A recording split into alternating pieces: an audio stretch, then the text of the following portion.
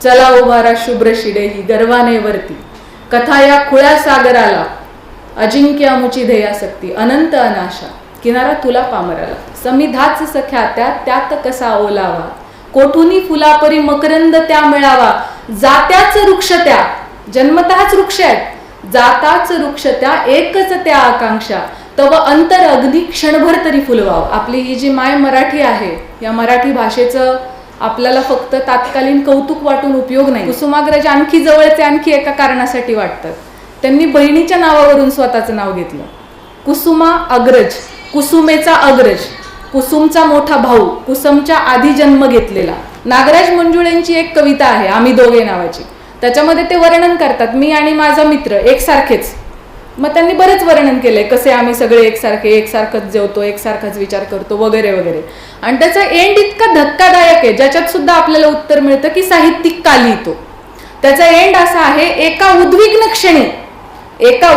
क्षणी त्यानं आत्महत्या केली आणि मी कविता केली.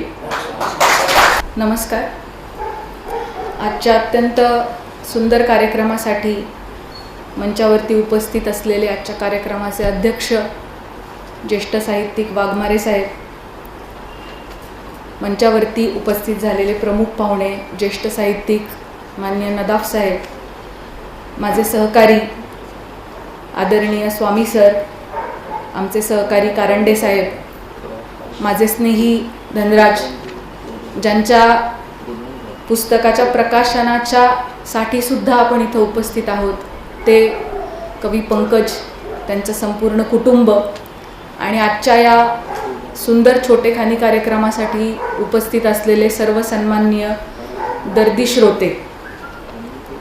खरं म्हणजे खरंच आजचा दुग्ध शर्करा योग आहे.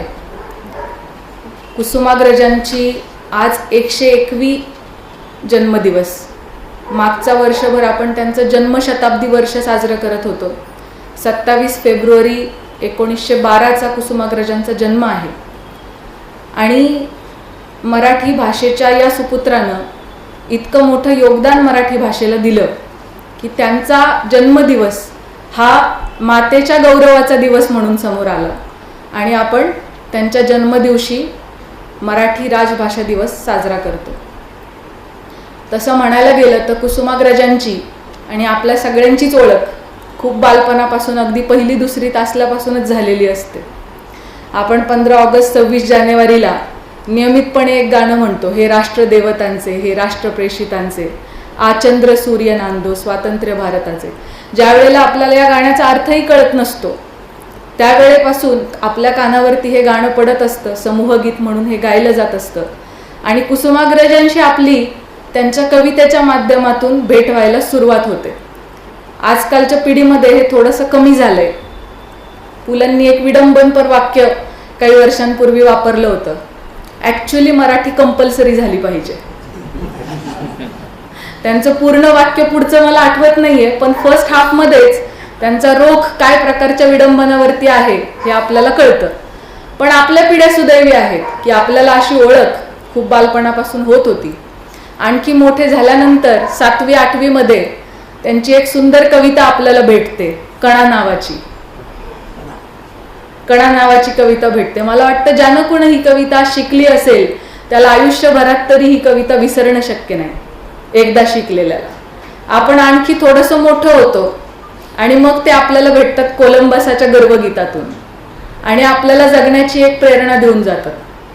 आणि ते आपल्याला सांगतात, चला उभारा शुभ्र शिडेही गर्वाने वरती, कथा या खुळ्या सागराला, अजिंक्य अमुची ध्येयासक्ती अनंत अनाशा, किनारा तुला पामराला. अनेक येणाऱ्या संकटांवरती मात करण्याची ताकद कोलंबसाचं गर्वगीत आपल्याला देऊन जातं. आणि मराठी भाषा ही फक्त राज्यापुरती न राहता, राष्ट्रापुरती न राहता, कोलंबस नावाच्या एका विदेशी माणसाच्या ध्येयवादावरती लिहून कुसुमाग्रज हे आंतरराष्ट्रीय होतात. हे त्यांचं सगळ्यात मोठं क्रेडिट. माझ्या सुदैवाने मी पुढे BSc बायोटेक्नॉलॉजी केलं, LLB केलं, नंतर UPSC केलं. पण मराठी भाषा खूप खूप प्रिय होती, लहानपणापासून खूप आवडत होती. विषय म्हणून सुद्धा हा खूप आवडत होता, म्हणून UPSCचा ऑप्शनल सब्जेक्ट म्हणून मराठी घेतली. आणि पुन्हा कुसुमाग्रज भेटले विशाखा नावाच्या पुस्तकाच्या माध्यमातून. विशाखामध्ये त्यांच्या अनेक धाटणीच्या कविता आहेत, पण कुसुमाग्रजांच्या मॅक्सिमम कविता ह्या वाचणाऱ्याला स्फुरण चढवणाऱ्या आहेत. त्यांनी स्वतःच्या कवितेविषयी असं लिहून ठेवलंय, समिधा नावाची कविता आहे. ते समिधा नावाच्या कवितेत कवितेचंच वर्णन करतात की माझी कविता कशी आहे. समिधाच सख्या त्याच कसा ओलावा.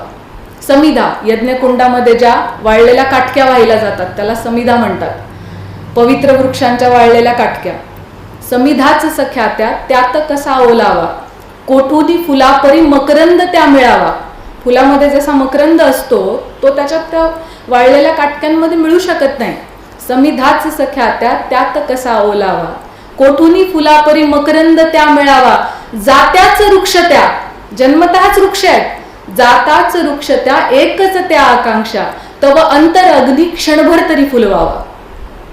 म्हणजे त्यांची जी कविता आहे त्या कवितेचे जे मूळ उद्देशिका आहे कुसुमाग्रजांच्या, ती वाचणाऱ्याच्या मनामधला अंतरअग्नी फुलवणे, त्याच्या मनामध्ये प्रेरणा म्हणून जागृत राहणे. आज देखील कुसुमाग्रजांच्या या सगळ्या कवितेच्या माध्यमातून सदा सर्व काळ ते आपल्या सर्वांना प्रेरणा देत आहेत. आणि मराठी भाषा दिन हा आज आपण त्यांच्यामुळे साजरा करत आहोत, त्यांच्या जन्मदिनी साजरा करत आहोत. आपली ही जी माय मराठी आहे, या मराठी भाषेचं आपल्याला फक्त तात्कालीन कौतुक वाटून उपयोग नाही, तर या भाषेसाठी आपण तिला बोलून आपल्या पुढच्या पिढ्यांना सुद्धा तिच्या विषयीचं प्रेम जागवून खरं सुकन्या किंवा सुपुत्री पुत्र असल्याचं कर्तव्य बजावलं पाहिजे. आज जसं नदाब साहेबांनी सुद्धा सांगताना सांगितलं की आपण भाषेचा गर्व आहे असं म्हणतो, मुलांना आपण इंग्रजी मीडियम किंवा कॉन्व्हेंटमध्ये शिकायला टाकतो, त्याला अगदी मी सुद्धा अपवाद नाही. माझी सुद्धा मुलगी इंग्रजी भाषेमध्ये मीडियमला शिकते. परंतु किमान आपण एक गोष्ट करण्याचा प्रयत्न करू शकतो, ते म्हणजे त्यांना हाच आग्रह धरू नये की तुला इंग्रजी ही एकमेव भाषा आली पाहिजे. कित्येक पेरेंट्सचा घरी सुद्धा असा आग्रह आहे. कित्येक पालक असं म्हणतात की तू घरी सुद्धा अमुकच भाषा बोल, आणि त्याच एका भाषेवरती प्रभुत्व मिळवण्यासाठीचे सर्व प्रकारचे आटेपिटे आमचे सुरू असतात. अशा वेळेला आपला मुलगा किंवा मुलगी आपली राज्यभाषा, आपली मातृभाषा काय क्वालिटीची, काय प्रतीची बोलते यावरती मात्र आपण लक्ष देत नाही. जे बाळकडू आपल्याला या भाषेनं दिलेलं आहे, जे संस्कार दिलेले आहेत, जे साहित्य दिलेलं आहे, त्या पुढच्या पिढीपर्यंत एक आपण अभ्यास बाहेरचा उपक्रम म्हणून तरी त्यांना द्यायला काय हरकत आहे. त्यांना अभ्यासक्रम म्हणून जे शिकायचं असेल ते शिकतील, परंतु एक संस्काराचा भाग म्हणून आपण आपल्या भाषेला जागरूक ठेवूया. आपण आपल्या भाषेला आणखी बळकट कसं करता येईल हे बघूया. आपल्याला माहिती आहे महाराज 16व्या शतकामध्ये होऊन गेले. महाराजांनी अनेक कामं केली. 50 वर्षाच्या आयुष्यामध्ये एक व्यक्ती इतकं काम करू शकतो हे कधीच कुणाला विश्वास बसू शकत नाही. त्यातलं आणखी एक काम महाराजांनी केलं. त्यावेळेला महाराष्ट्राच्या भाषेवरती सुद्धा परकीय भाषांचा खूप सारा प्रभाव होता. खूप मोठ्या प्रमाणामध्ये फारसी शब्द मराठी भाषेच्या मध्ये मध्ये वापरली जायची आणि त्या शब्दांना पर्यायी मराठी शब्द नव्हते. सो पहिला मराठी राज्यभाषा कोश हा छत्रपती शिवाजी महाराजांनी बनवून घेतला होता. सो अशा अनेक शब्द की ज्या शब्दांना पर्यायी मराठी शब्द नाहीत, असे संपूर्ण योग्य त्या समितीचं गठन करून महाराजांनी पहिला मराठी शब्दभाषा कोश काढला त्यावेळेला. आणि आज आपल्याकडे सर्व काही आहे, भाषाकोश आहे, अत्यंत दर्जेदार साहित्य आहे, परंतु ते वाचण्याचं प्रमाण खूप कमी झालेलं आहे. ते वाढवण्याचा आपण निश्चित प्रयत्न केला पाहिजे. तर आजचे जे आपले कवी आहेत, ज्यांच्या पहिल्या पुस्तकाच्या प्रकाशनाच्या निमित्तानं आपण इथं जमलोय, पंकज, खूप सुंदर नाव त्यांनी लेखणीचं घेतलेलं आहे. म्हणजे सगळ्याच कवींनी जी टोपण नावं घेतली, पेन नेम, ती खरंच खूप छान आहेत. आता कुसुमाग्रजांचंच उदाहरण घेऊया. कुसुमाग्रज आणखी जवळचे आणखी एका कारणासाठी वाटतात. त्यांनी बहिणीच्या नावावरून स्वतःचं नाव घेतलं, कुसुमा अग्रज, कुसुमेचा अग्रज, कुसुमचा मोठा भाऊ, कुसुमच्या आधी जन्म घेतलेला कुसुमाग्रज. बहिणीचं नाव घेऊन कुसुमाग्रज येतात. आणि स्वातंत्र्य देवतेची विनवणी नावाची जी कविता आहे, 50 वर्ष स्वातंत्र्याला पूर्ण झाल्यावर, 50ची उमर गाठली अभिवादन मज करू नका, मीच विनविते हात जोडुनी वाट वाकडी धरू नका. त्या कवितेमध्ये स्त्रीच्या मनाचा इतका सुंदर पदर आणि अपेक्षा पुढच्या कडव्यामध्ये ते सांगतात. समान मानव माना स्त्रीला, तिची अस्मिता खुडू नका, दासी म्हणून कुटू नका वा देवी म्हणून भजू नका. आणि त्याच्यामुळे कुसुमाग्रज हे खूप जवळचे वाटत आलेत. त्यांच्या नावावरून आपण सुरू झालो होतो. पंकज हे जे नाव घेतलेलं आहे अत्यंत सुंदर नाव. पंकज म्हणजे कमळ, चिखलातून उमळलेलं. ज म्हणजे जन्मलेलं, पंक चिखल, चिखलामधून जन्म घेतलेलं कमळ. पण ते चिखलासारखं नसतं. सगळ्या जगाला टाको वाटलेल्या चिखलामध्ये ते इतकं सुंदरपणे उमलतं आणि चिखलापासून वेगळं स्वतःचं एक सौंदर्य प्रस्थापित करतं. त्यामुळे आपल्या आजूबाजूला चांगल्या गोष्टी असतील, वाईट गोष्टी असतील, पण त्या वाईटामधून सुद्धा काहीतरी खूप चांगलं जन्म घेऊ शकतं, असं हे पंकज नाव. ते पंकजवरून आणखी एक मराठी भाषेचीच एक गंमत शेअर करावीशी वाटते. ही अर्थात ही संस्कृतची पण आहे, कारण संस्कृत भाषेचा खूप मोठा शब्दकोश मराठीमध्ये जसाच्या तसा आहे.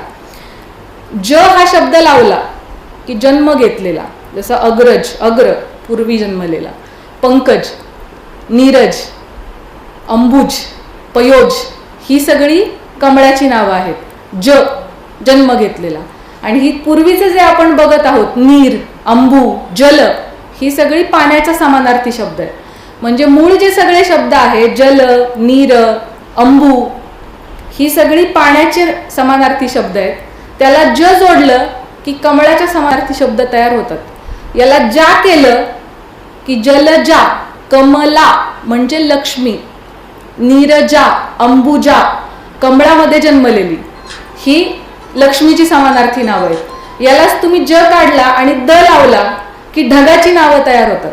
नीरद, अंबुद, पयोद, जल देणारा म्हणजे ढग. आणि याला काढून तुम्ही धी लावलात की समुद्राची नावं तयार होतात. जलधी, पयोधी, नीरधी ही समुद्राची नावं आहेत. अर्थात मी मराठी भाषेचा जेव्हा UPSC मध्ये अभ्यास केला त्यावेळेला हे माझं ऑब्झर्वेशन आहे आणि मला ह्याची खूप गंमत वाटते की भाषा किती सुंदर आहे, किती छोटे छोटे बदल आणि किती, म्हणजे जसं गणितामध्ये इक्वेशन असतं की नाही तसं भाषेला सुद्धा एक प्रकारचं इक्वेशन आहे. आणि ह्या इक्वेशन मध्ये त्या भाषेची मजा आहे. हे इक्वेशन आजकाल आपण परकीय भाषांमध्ये एन्जॉय करायला लागलोय, पण आपल्या स्वतःच्या मातृभाषेमध्ये खरोखर हे खूप खूप सौंदर्य लपलेलं आहे. आणि ते जर आपल्याला जाणता आलं आणि पुढच्या पिढीला ट्रान्सफर करता आलं, हस्तांतरित करता आलं, तर मला वाटतं आपलं खरं योगदान ते राहील.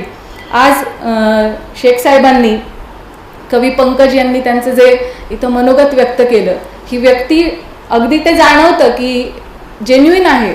जे काही बोललेलं आहे ते खूप जेन्युइन आहे. आज मी त्यांना पहिल्यांदा भेटतीये, माझा पूर्वीचा परिचय नाही आहे, परंतु एखाद्या व्यक्तीच्या बोलण्यातून तुम्हाला ते जाणवतं. अत्यंत मातृपितृ भक्त आणि देशभक्त असलेली व्यक्ती आहे. त्यांचा कविता संग्रह माझ्या हाती आत्ताच पडलाय, मी तो फक्त चाळलाय. पण अत्यंत सोप्या शब्दामध्ये, छोट्या छोट्या काव्यपंक्तींमध्ये त्यांनी खूप सुंदर त्यांच्या शब्दरचना आहेत. मला त्या पूर्ण ऐकायला सुद्धा नक्की आवडेल. आणि खरं तर आपल्यापैकी सगळ्यांनीच, जे ते हिंदीमध्ये गाणं आहे ना, गाना आए या ना आए गाना चाहिए, तसं ते लिखना आए या ना आए लिखना चाहिए. आणि शेख साहेबांना तर इतकं उत्तम येतंय, त्यामुळे त्यांनी एका पुस्तकावर थांबण्याचा प्रश्नच उद्भवत नाही. त्यांनी खूप सारं लिहिलं पाहिजे. म्हणजे मराठी भाषेचा अभ्यास करत असताना एक प्रश्न UPSCचा फार आवडता होता. ते तसंच गोल गोल फिरवून त्या प्रकारचा प्रश्न विचारणार की साहित्यिक का लिहितो. म्हणजे साहित्यिक का लिहितो, तर ह्याच्या संदर्भामध्ये विचार करत असताना का बरं साहित्यिक लिहितो, मग कोणकोणत्या वेगवेगळ्या साहित्यिकांनी काहीतरी लिहून ठेवलेलं आहे. तर आपल्याला अगेन 7वी 8वी मध्ये केशव मेश्रामांची एक कविता होती.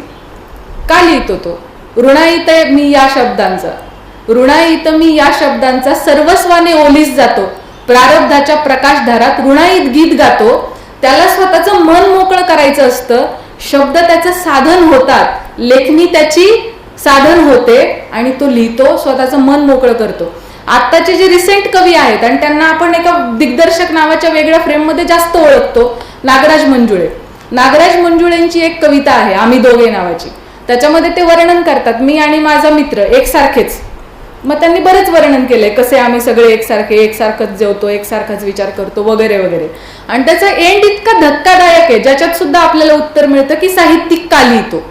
त्याचा एंड असा आहे, एका उद्विग्न क्षणी त्यानं आत्महत्या केली आणि मी कविता केली. कविता काय ताकदीची असते. जसं आपण म्हणतो की 1000 शब्द मांडू शकणार नाहीत अशी गोष्ट एक चित्र मांडून जातं. कवितेच्या बाबतीत सुद्धा अगदी असंच आहे. लाखो शब्दामध्ये सुद्धा जे एक्सप्लेन करता येऊ शकत नाही, ज्याचं विवरण होऊ शकत नाही, स्पष्टीकरण देता येऊ शकत नाही, अशी किमया साध्य करते एक 4 ओळींची कविता. आणि म्हणून साहित्यिक लिहितो, म्हणून कवी लिहितो, म्हणून लेखक लिहितो, आणि म्हणूनच आपण सुद्धा लिहिलं पाहिजे. जसं येईल तसं आपण ते लिहिलं पाहिजे. आणि शेख साहेब, तुम्ही खूप लिहिलं पाहिजे.